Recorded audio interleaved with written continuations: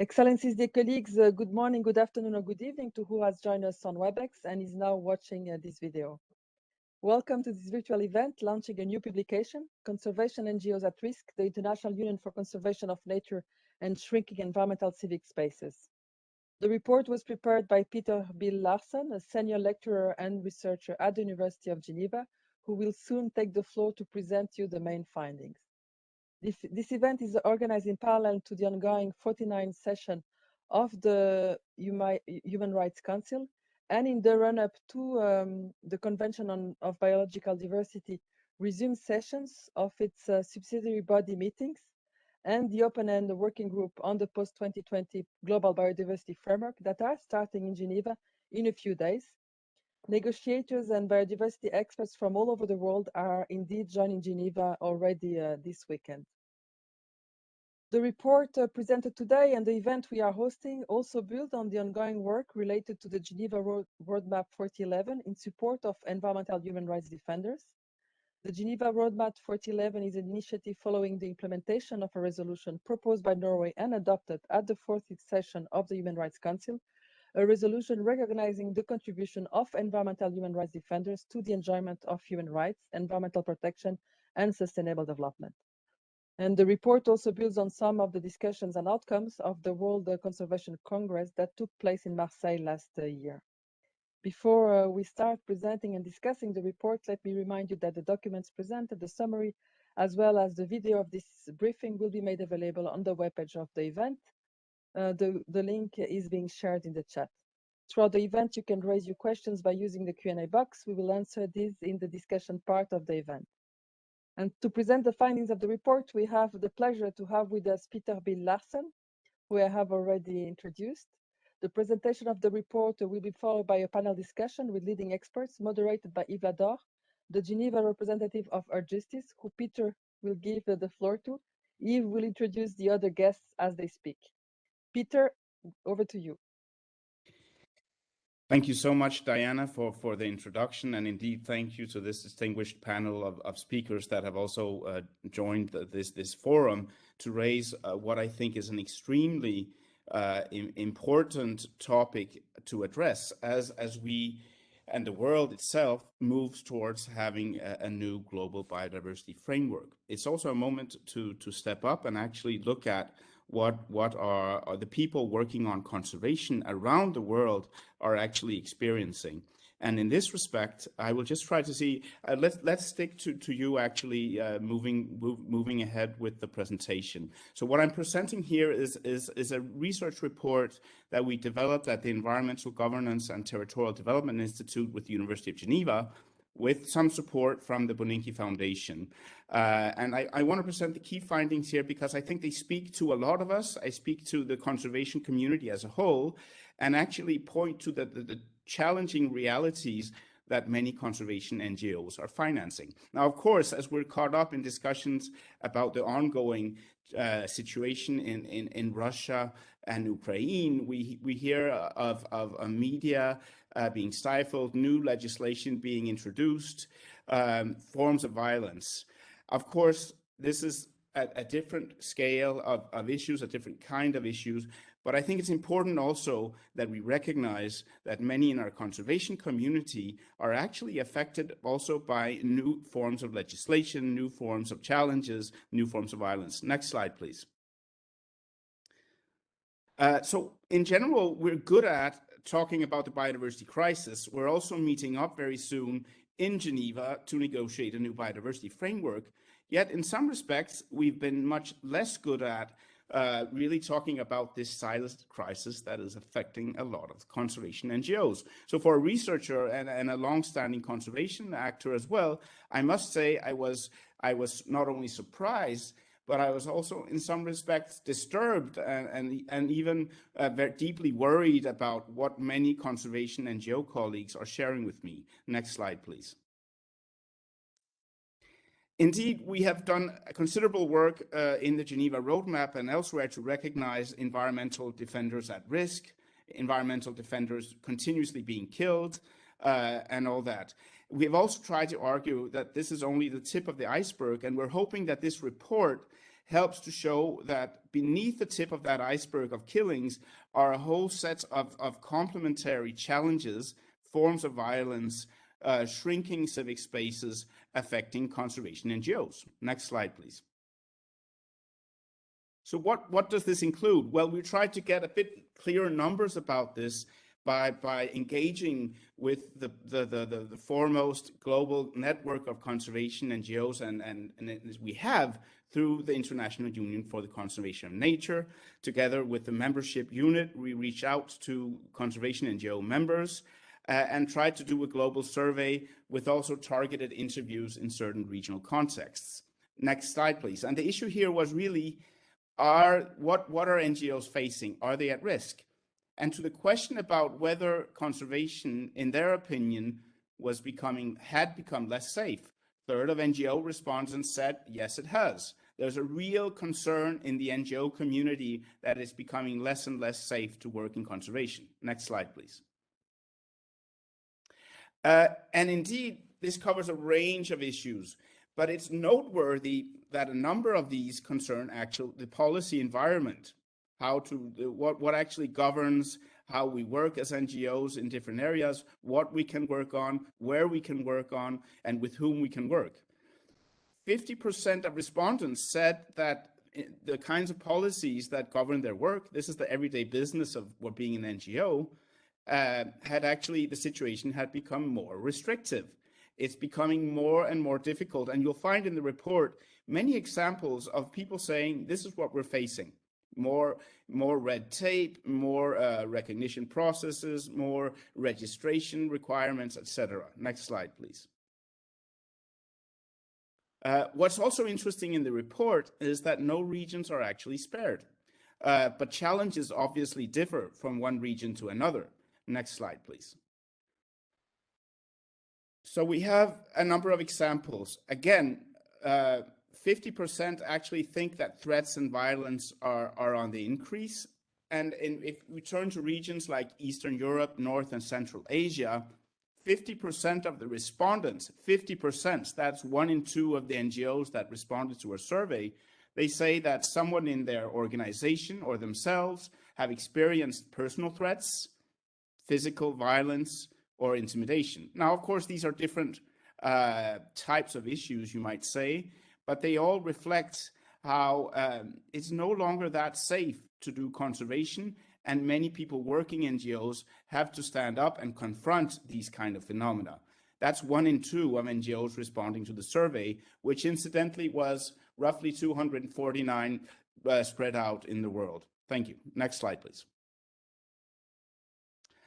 What's also very interesting, and again, deeply disturbing, is that, well, many of us who have worked in conservation know that there are certain topics that are particularly sensitive to address: mega projects, too big to fail, extractive industries, because of the economic and political powers involved, timber mafias working in the illegal sphere. Many environmentalists have experienced challenges in this respect. But what the survey reveals from members of the IUCN is that today work on species, wildlife trade, even protected areas are being targeted. So in a sense, a lot of the core conservation work that we find in networks of the IUCN are becoming dangerous. And that, I think, is something really to reflect seriously about, and also something obviously that requires urgent attention. What's also disturbing is that the kinds of policies that are adopted in the IUCN, which include very sort of important resolutions on social equity, on gender and rights, human rights, for example, they are becoming sensitive or considered taboo in many countries. So in fact, it's getting more and more difficult to do conservation in mainstream areas, but it's also becoming even more difficult to work on areas that are, let's say, considered of a more progressive nature. And again, conservation IUCN style, we might say, is becoming hazardous, is becoming risky and dangerous. Next slide, please. A lot of this is a silent crisis. So in fact, we're facing deteriorating conditions for many conservation NGOs, safety issues, surveillance, criminalization, or even worse. No, We see a lot of these regulatory restrictions coming up. We saw it just, like we've seen with media taking place now as I mentioned, in the Russia-Ukraine case. But I mean, regulatory restrictions for NGOs very often find as a collateral damage the work of conservation NGOs, becoming even more difficult to access certain areas important from a biodiversity perspective, becoming even more difficult to work on certain topics. This is a key silent crisis that's completely undermining our efforts to work on conservation in a coherent and science-based manner. Next slide, please. So it's obviously time to act. I think one of the main values of this report, I hope, is that it shows that this is not a minor issue. There's an issue of magnitude here. It's a massive scale of organizations affected. These are no longer isolated cases of defenders being attacked in extreme sort of cases by usual suspects. It's a structural crisis where conservation NGOs, in fact, are being hindered in actually doing substantive work on a wide range of key conservation challenges. There are common attacks against both individuals and organizations, clearly making it extremely difficult to work on conservation. Next slide, please. So here's a graph that's in the report as well. There's a vicious circle at stake here where spaces are shrinking, NGOs are under attack, and it's not just the personal attacks, it's also about new legal requirements, it's also about losing work permits, restricted access to work in certain regions or fields of activity, certain activities considered too sensitive to embark on. Many interlocutors raise issues like extractive industries, coal, big infrastructure, et cetera, essentially introducing a vicious circle of what can be done. Next slide, please. What's also important in the report is that this not only concerns IUCN members themselves, it also concerns the scientists we work with. It concerns our partner organizations, communities, indigenous peoples, very often in situations of extreme vulnerability being targeted, where some big international networks and NGOs are able to manage situations. People at the front line, as we've seen, are very also subject to different kinds of attacks and harassment. So there's a key issue here of not looking at each conservation actor in isolation. And we might even also raise the role and situation of many public officials as well, obviously, that may be subject to attacks. But the focus of the report here is mainly on the NGO side. Next slide, please. I'd like us just to pause for a moment and again insist upon this point that beyond, of course, the ethical commitment we might want to see in terms of strengthening personal and organizational safety for our NGO actors to actually help us protect the biodiversity as hoped for, it's clear that unless we actually are able to do that, it's very unlikely that we're going to be able to make any conservation difference whatsoever. Next slide, please. So we really need to reinforce the environmental rights, enable these civic spaces, build more accountability. And we also need to shift from firefighting towards actually having a very explicit policy agenda by institutions like the Union of the International Union for the Conservation of Nature to insist upon, with its states members and with its corporate partners and with others, that we need to have a safe and enabling environment for conservation NGOs, for environmental defenders to do their work. Next slide, please. What's interesting is members are not just in sort of a victim mode here. Many insist upon the fact that they want to mobilize the union to play an active role in this respect. IUCN members say can convene, they can mediate, they can introduce new and better standards for how enabling spaces should be introduced as part of the social contract between the members that make up the IUCN. Members are calling for new efforts to deal with threats and intimidation, both at the personal and organizational level. They also want to see much more of other members stepping in acts of solidarity and regional offices of the IUCN to help monitor and support partners that are at risk. Next slide, please. So this is encouraging.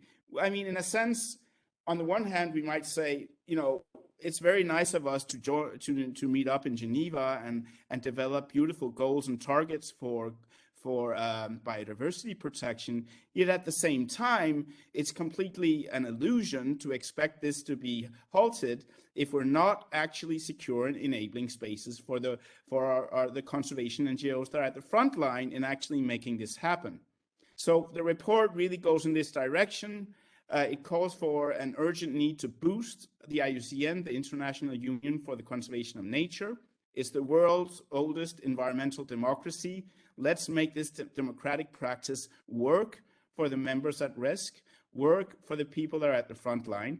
And in that sense, also, when states gather in Geneva next week or so, that really to think about how can we make this post-2020 biodiversity framework one that enables space for the organizations and individuals that stand up for biodiversity.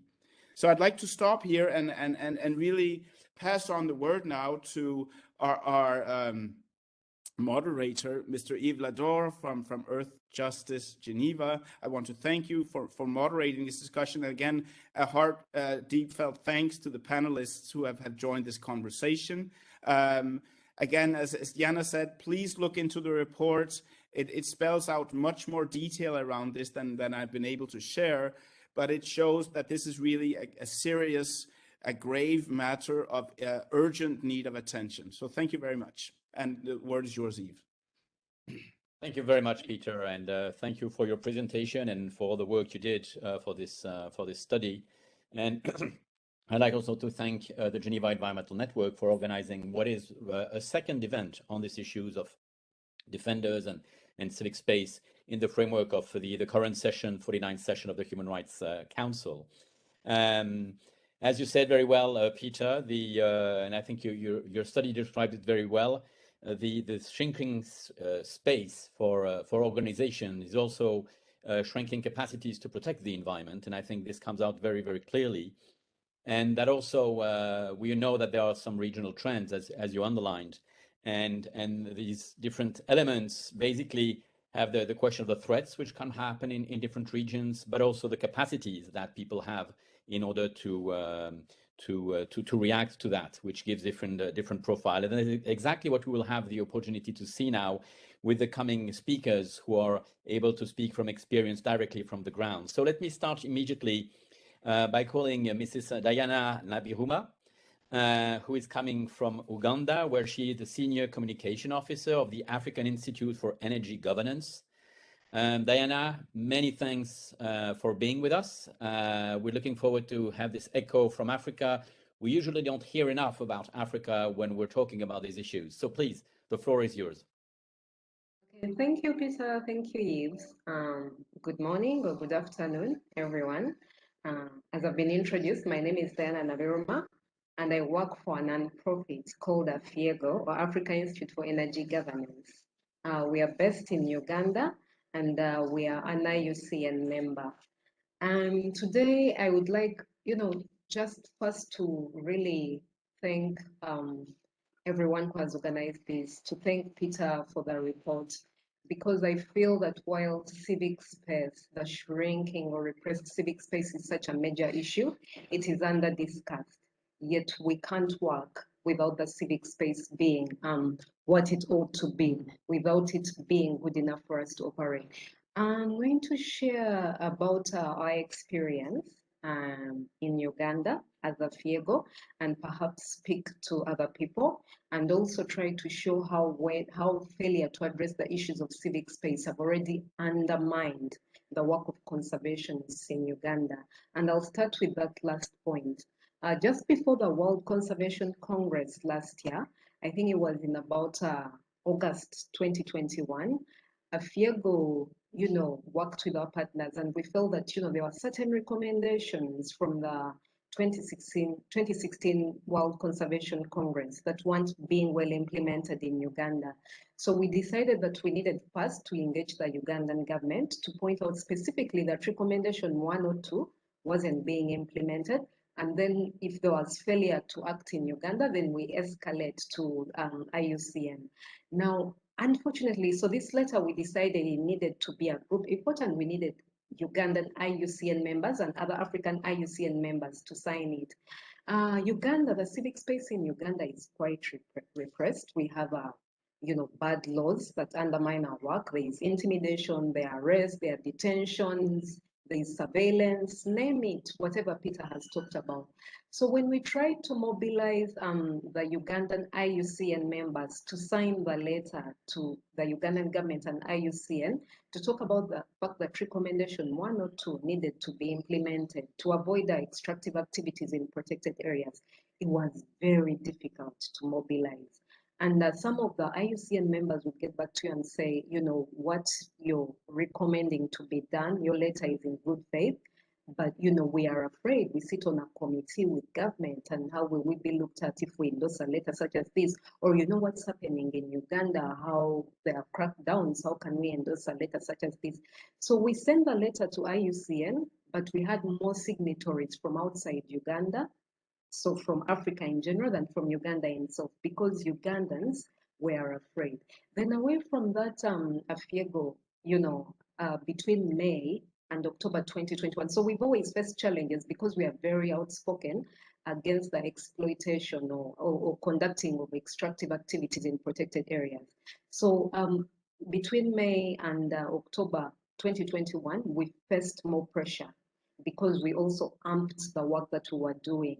The Ugandan government tried to close our civil society, we now call it a non-profit company, tried to close it using the law that doesn't apply to us, the NGO law.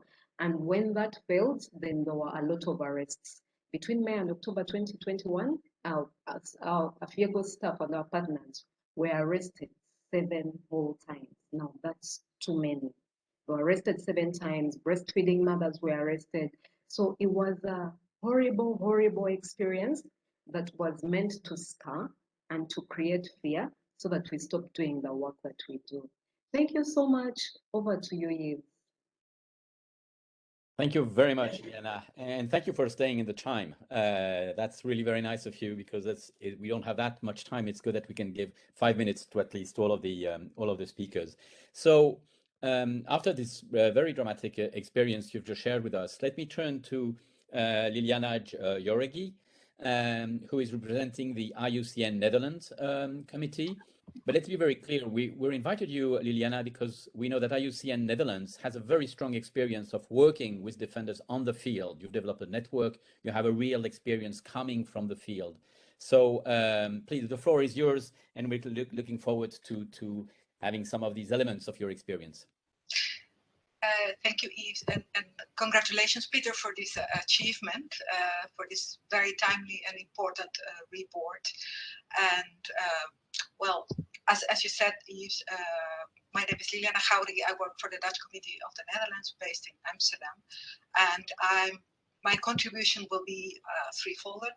I want to support the conclusions, also share some of our lessons learned, and illustrate how we are approaching this issue of the civic space in a more systemic way. So I will take you with me for 5 minutes in our learning curve around this issue. So the next slide, please. We also did some work mapping our civic space situation in our programs, and I can confirm all what Peter said. That's also our experience. We're seeing legal restrictions, bank accounts being frozen, but also the very extreme cases like Diana was explaining, intimidation and violence that is towards members and the collective in general, trying to create an atmosphere of fear and self censorship, if you can say.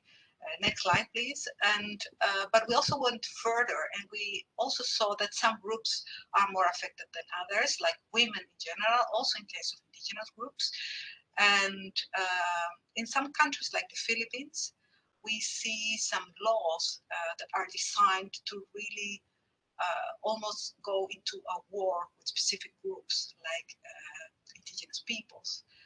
And for us, very important conclusion is that countries with high biodiversity and large tropical forested areas have either repressed, narrowed civic space. So this is our baseline, and we should take that into consideration when we design our project.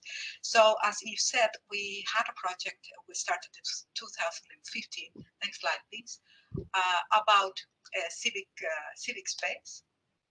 And we had some lessons learned. First of all, is that we as organization, as conservation NGOs, are not used to go out and connect with others. So for us was a whole big, large learning curve about connecting with the human rights organizations and organizations that work in the field of crime, organized crime. But also to connect with UN bodies to strengthen the support, the lobby and advocacy impact of our local organizations. Also analyze periodically and reflect continuously about civic space context in our projects, have flexible emergency and contingency funds, and design trainings on safety and security. And finally, acknowledge and include civic space and all our related interventions and programs. So I want to show an example. At the moment we have two, next slide please, we have two programs focusing on climate, so not necessarily on civic space, but we have created, we designed a project with a theory of change with a separate path about civic space, because we see this as an enabling factor. And this is, for example, our Green Livelihoods Alliance with 3 paths of change, one for indigenous peoples and local communities, and the third one about drivers of deforestation. And how is this helping us, this central civic space path? It enables us and partners to have a more continuous monitoring and evaluation about civic space.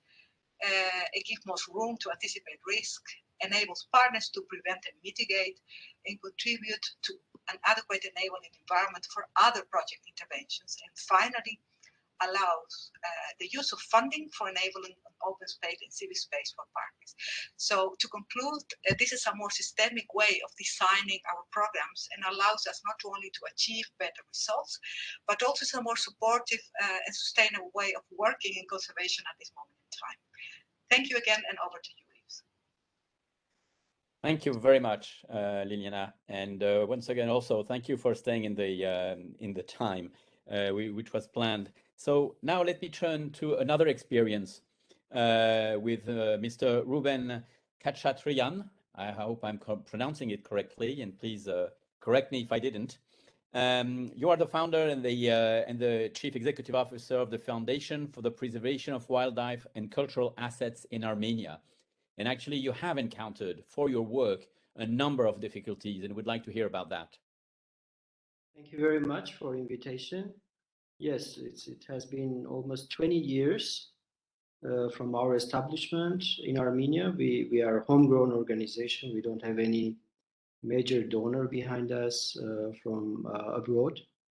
We are not representative of any big conservation organization, but we have a couple of friends and partners, among them also IUCN Netherlands, which supported us with our conservation activities, and Woodland Trust in UK, and many others. We are also partnering with US Forestry Service. But within Armenia, it's not necessarily corruption with government, but corruption within the international organization who are dealing with conservation in Armenia has become a huge problem for us, starting from very beginning. And till now, it's growing, and there is no end of this.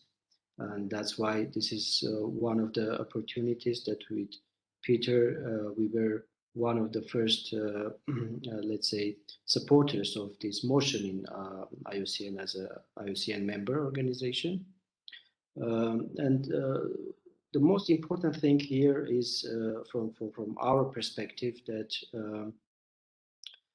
it can be not visible from the first glance, and it's not visible from like a normal environment, but within the country, within the very deep research, you will find that it can be that, and this is the case. I cannot announce any names now, of course, but there are cases where international organizations are involved with traffickers, wildlife traffickers, and oligarchic structures, and some non-regulated corrupt hunting facilities, which are bringing tourists and whatever, but is not legal and it's not regulated at all, and even supporting them. And then when you are going against it, then they can organize a huge campaign with paid media, with blackmailing, with personal threat, and blacklisting your organization in UN, in different circles of conservation, spreading bad word and so on. So, of course, in Armenia is a very small, tiny country. Everyone can understand everything, but because our government recent years changed a lot, so every time new government came, for them there was a new opportunity, because the ones who came new don't know the stories, don't know the people. They started to recruit the same procedures and becoming more stronger and stronger. And doesn't matter which position you have, what you have done, how many good records you have everywhere, but using these kind of very dirty methods of bribing medias and pushing through the oligarchic structures, then you stuck. It's a deadlock that you cannot go ahead. So that's why I think this initiative can be really, really very much needed in such cases like ours. Of course, we are strong. We will fight till the end. Although just recently we lost a case with the oligarch. He took over to very special, important conservation area that we were fighting last 10 years, and exactly because of this issue also. But again, it's just one case, but it can be connecting like really international conservation organizations, wildlife traffickers, and oligarchic business interests and structures together, which is our case. And I don't know the address where to go with my issues, because from as I told you, it's not obvious from the legal side. I cannot go to the police or prosecutors to tell this story, because there is no obvious the ties and let's say connections are international. It's connected with Russia, with some other countries, within Armenians everywhere, which are within this animal wildlife trafficking. So that's why I think IUCN can be one of the right umbrella for these issues to address and to make research and understand deeply how one can protect organizations who are working in this environment. Thank you very much, Ruben, for your presentation. And it added another dimension, which is so important in having this discussion and having it also within IUCN, is how much it's not always a very simple story where you have the good conservationists against bad perpetrators, but there is also a dialogue to have within organizations, within the international organizations, because we find often gray zones and some of the players are sitting on both sides of the fence. So that is quite an issue that needs to be discussed very seriously. And great thank you to the three interventions we had coming from the field, because it was very strong testimonies and an excellent view also of how things can be approached. And thank you very much, Liliana, for sharing also your experience on that. Let's turn now to our other three speakers who are more on the side of the international setup and the international organization, and then we'll finish with the IUCN, because it is coming different events which will be very interesting to hear about. But first, I'd like to start with a more regional look of the work of IUCN with Ursula Parilla, who is the Regional Director for Mexico, Central America, and the Caribbean. And as I said before, some countries are not always treated or seen in the same way, or not in countries, but regions. When we're talking about the question of the protection of environmental defenders or civic space, we know that very big numbers are very often coming from the region where you are working. So what is your experience and what is IUCN's views and involvement in this? Ursula, the floor is yours. Thank you, Yves. And first of all, I want to take a moment to thank Peter and the University of Geneva for this piece, really, of breakthrough knowledge that this report represents to everyone, but for the IUCN in particular, because even though this topic has been a subject of discussion in the recent years, this report really puts the Union's fundamental principles under a spotlight, as we can hear from primary sources and from previous speakers, the challenges, threats, intimidations that our members are facing to fulfill their commitments back home. And I want to reiterate that the Union's mission can be fulfilled only when every member can thrive and work in an enabling environment. And the undeniable findings are, of course, deeply concerning. And these are, as Peter mentioned, are a reflection or the tip of the iceberg of a wider structural problem that our societies and governing systems, in particular in Central America, are facing towards the detrimental status of the rule of law in general terms. And if this is the reality that our organized members from civil society confront in the field, as the interviews show, one can only imagine the vulnerability under which grassroots organizations and environmental defenders that find it harder to associate, to speak up, and to reach out have to live with. And as the policy matters issue on environmental defenders laid by CEESP, that I'm sure Kristen will refer to, outlines the number of environmental defenders that are dying every year, especially in these regions, is increasing.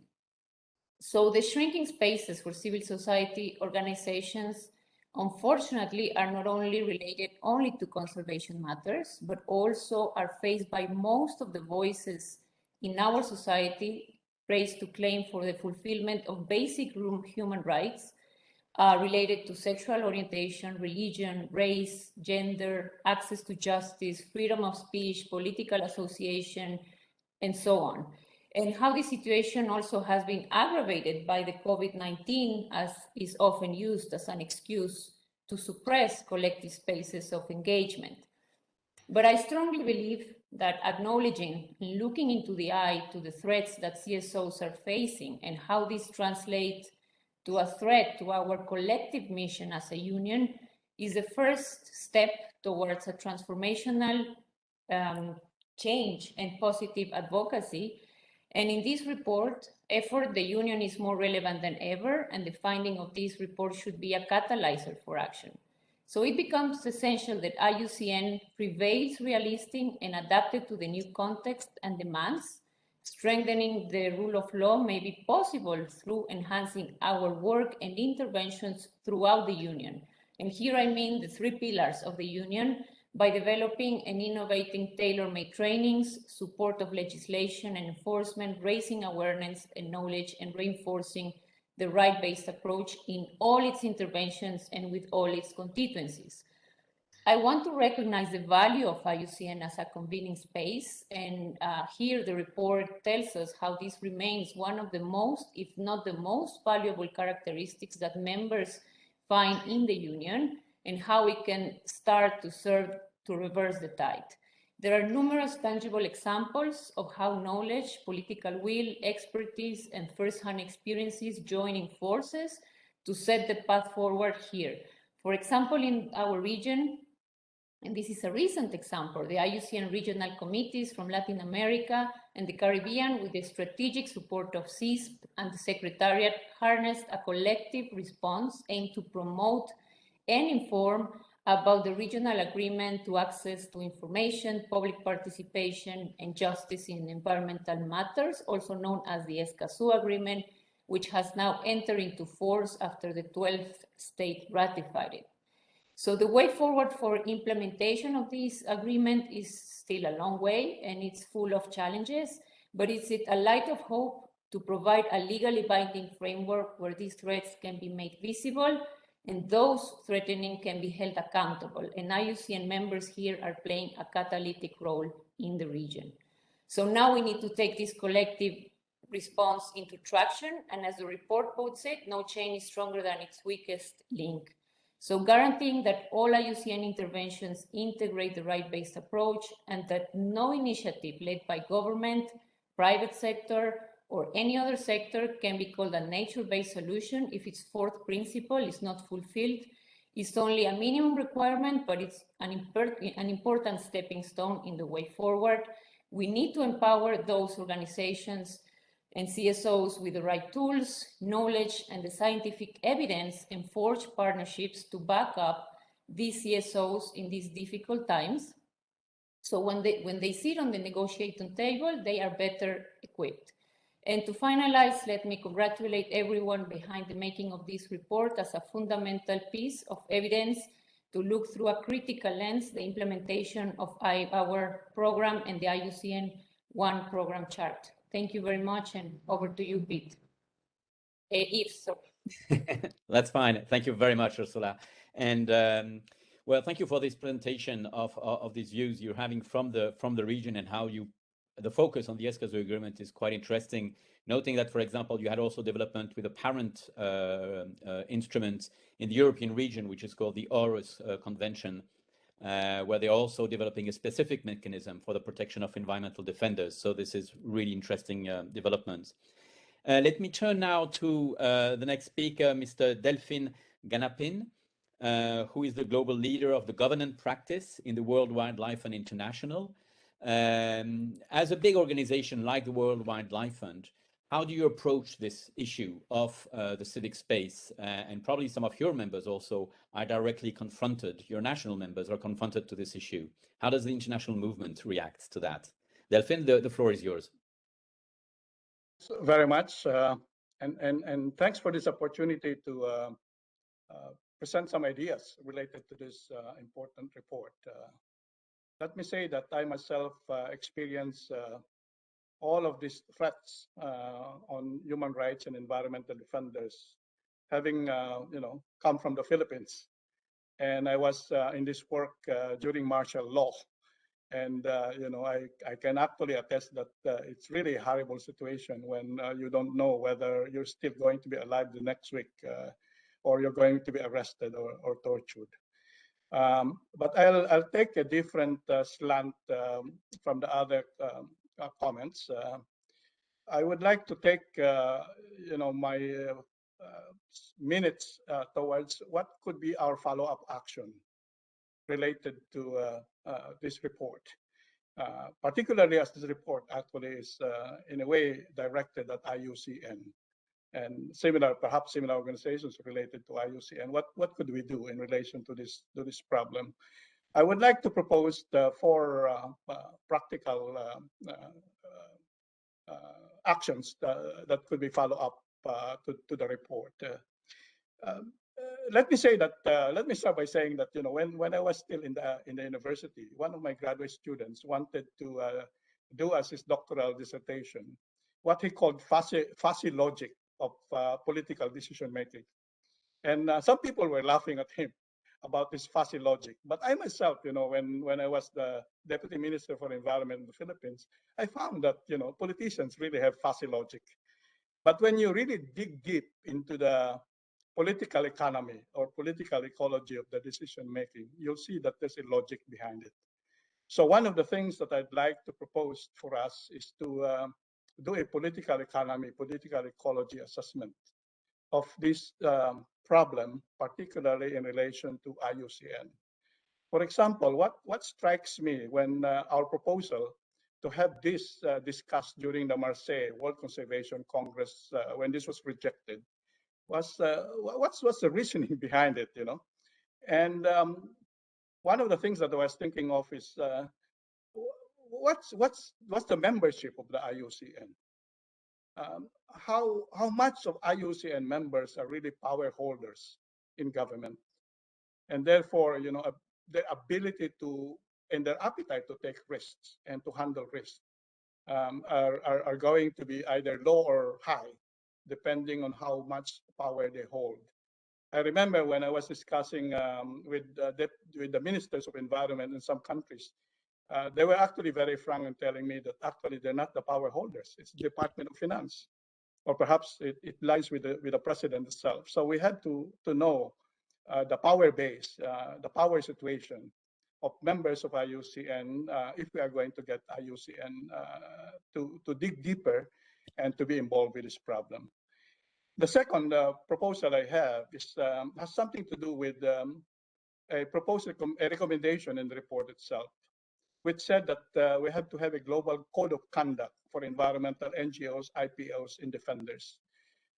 It's very important, I think. But what came to my mind was, how about the other side? You know, it's very important to also have a code of conduct or red lines by governments and corporations. And in fact, we are actually struggling with that now, because as we try to embed human rights in conservation, and we commit ourselves to not working with governments or corporations that are violators of human rights or do not commit to human rights, what are our red lines? How do we discuss this sensitive matter with them? What's the process? Perhaps we can start with you know, the commitments of the countries to human rights at global agreements. But what's the process, and how do we do these sensitive discussions with governments and corporates? The third one has something to do with us really coming up with a menu of actions that contributes to dealing with this matter.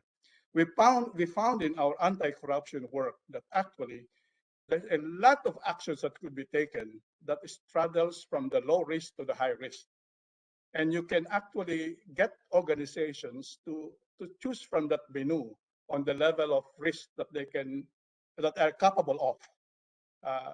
The matter is no action is not allowed. Action must be done, even at the very low risk level. So by providing that kind of a menu, we give a chance for everyone, whatever their level of capacity, to get into the problem and be a contributor to finding solutions to this problem. So we have to come up with that and provide it so that everybody can get involved, and by involving themselves, then can grow into more stronger action, or even more risk taking in terms of dealing with this issue. The fourth and last of my recommendation has something to do with really a recommendation in the report itself, which said that we have to have a working group that will follow up on this one and sit down with IUCN, and perhaps a working group composed of IUCN members that are interested on this issue, with others outside coming in, and I would say experts in this work, experts from a broader sense of expertise, not just expert in the technical sense of the word, but actually had experienced this and had taken risks and knows what the risks are out there. And therefore, you know, even experts from the grassroots are very important, because they're the ones feeling this the most out there. So forming this group, sitting down with IUCN and doing this analysis and planning how to do this from the short term to the long term, because it's all going to be long-term actions, would be very important as a follow-up to finding a solution to the human rights issues and supporting environmental defenders in conservation. So those are my four proposals, and I hope you know, something comes out after this workshop to follow up on the recommendation of this important report. Thank you very much. Thank you to you, Delphine. Thank you very much for these 4 very precise and concrete proposals. And this makes my work very easy to now turn to Kristen Walker, who is the chair of the IUCN Commission on Environment, Economic and Social Policy. Kristen, your commission has been extremely active in getting through this resolution at the last World Congress in Marseille, also with the support of the Law Commission of the IUCN, which is also a very, very important body. So we had 2 strong commissions behind this. And I remember a very, very moving moment at the General Assembly, general meeting of the World Congress, with a minute of silence and of thoughts for the victims of these type of repression that have been described just before. So let me turn to you now to see, how do you see the IUCN involvement and precisely the follow-up, as it was just said by Delphine, and especially in view of the coming meetings within IUCN? You have coming soon a council, and there will be also, you have your own commission meetings. How do you see this being developed? Kristen, the floor is yours. Thanks, Yves, and thank you for the introduction. Wonderful to be here all, and I do want to acknowledge the great work that has been done by the University of Geneva for hosting this, and those who have contributed to the report. I think it's important to highlight, and many have already said this, we are at a crossroads, and we are not achieving our targets in terms of protecting the planet, and at the same time, the people, the communities, are all struggling to actually meet their own needs and fight for their own protection of their environment and their lands and their territories. So we need to think about doing things differently. CEESP has always been, I always describe it as the rebel rousers within the IUCN Commission family, who tried to bring that social consciousness, social dimensions to the broader conversation and context. That has moved through much more broadly within the union, but we still haven't achieved or solved the problems, or we wouldn't be sitting here today. At the IUCN Congress, the Commission launched a Reimagine Conservation agenda, campaign, to be able to do exactly these things, is to bring these conversations together in a much more public way. Many times we hear a lot about environmental defenders in the forefront in places like the Amazon. We have highlighted that in our Policy Matters report, but we also don't hear enough, and I think it was highlighted in this report, about the struggles that are happening across many of the NGOs. It's often not talked about at the level it should. We try to resolve a problem, but we don't actually talk about those larger threats. And I think that's where we need to open those spaces more and more. A couple of things I would like to propose as well, and I will build on Ursula's comments, and I will also build on Delphine's as well. And I think it's really important. So one, we have the IUCN resolutions that are there. We need to look at how they will be implemented and who we bring to the table to look at that implementation. So I'll particularly highlight Resolution 115 that really looks at environmental defenders and whistleblowers and how we move that forward in a much broader discussion. Ursula already highlighted the work that has been done in Latin America with respect to Escazú. And you yourself highlighted the European, and how do we bring those conversations together? I think we can use the idea of Reimagine as sort of a much broader platform and discussion for these issues, and how to bring many members together to talk about those things. I welcome the recommendation from Delphine to form a group or a task force that would look at these issues, that would be composed of not only commission members, but members and secretariats, so that we begin to work through some of these things and take this report and move it on that. As a counselor, I commit myself to raising this in the IUCN Council. We've already had one council meeting virtually, but we will be meeting in person in May and having a retreat. And I think part of this retreat is really thinking about some of these reflections as a union we have to have. There is an opportunity to bring this to a part of the body of work within the council as well, through a task force that should be connected with members.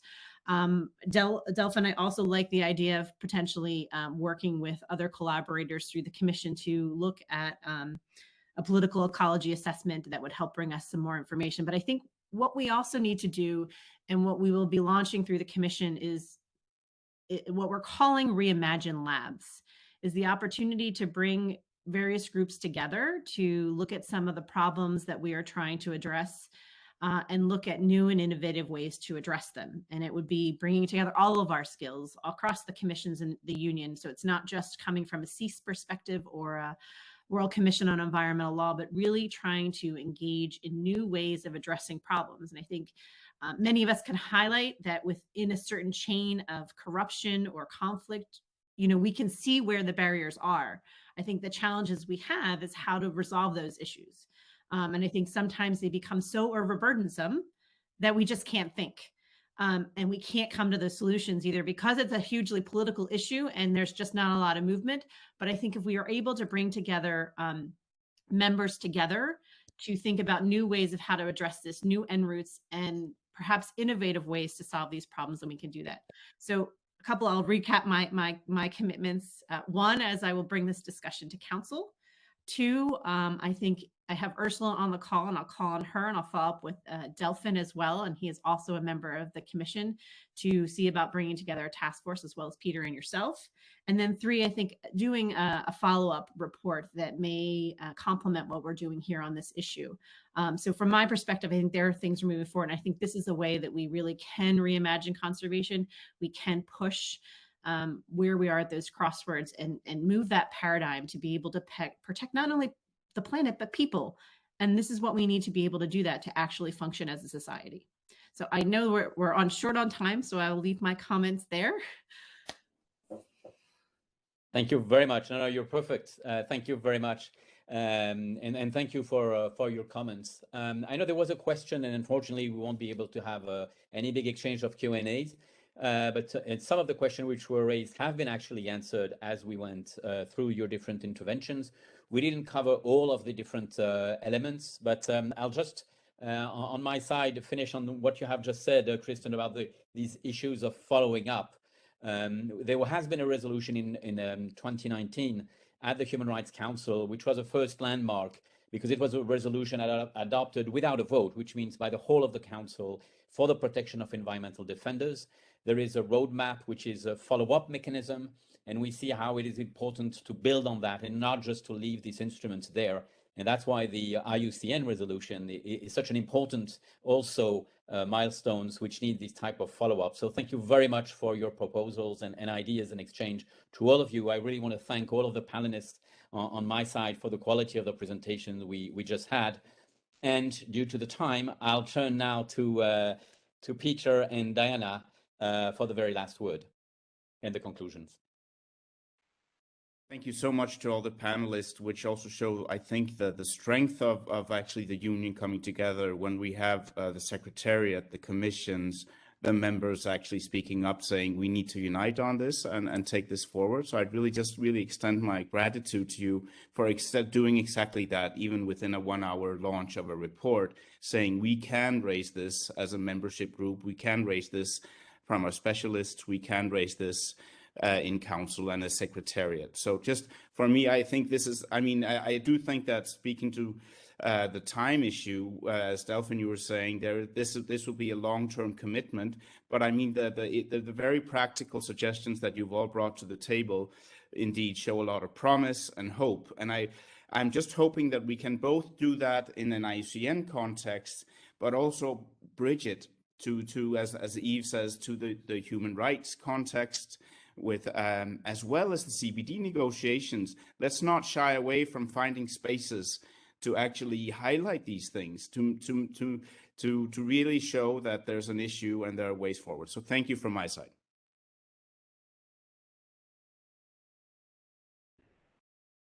Thank you all. Just bring to your attention that it was mentioned various times. We have the CBD meetings coming to Geneva. Many side events are already starting over the weekend, actually, or preparatory meetings. You will find more information on our website, and maybe I can ask our colleague also to share the link towards the CBD meetings in Geneva. We have links to a lot of events happening in preparation, where the issues of human rights and environmental human rights defenders will also be raised. On the slide you see here 2 of the side events that are taking place next week that will be open to the because the CBD meetings are going to be closed to those who have registered to attend the meetings. Because of the sanitary situation, there are limitations, but a lot of these side events are going to be held in hybrid format, and so there will be space for many of you to join and to also bring some of the elements of the discussion we had today into those spaces. And you see here 2 of the side events taking place this week, but there are a few more on those related issues coming up. And also bringing to your attention that on our website, you will also find information on the environmental related events taking place at the Human Rights Council. Yves has mentioned another one that took place last week that was also addressing the issue of environmental human rights defenders, and there are a few more things coming up this week and next week. Thank you all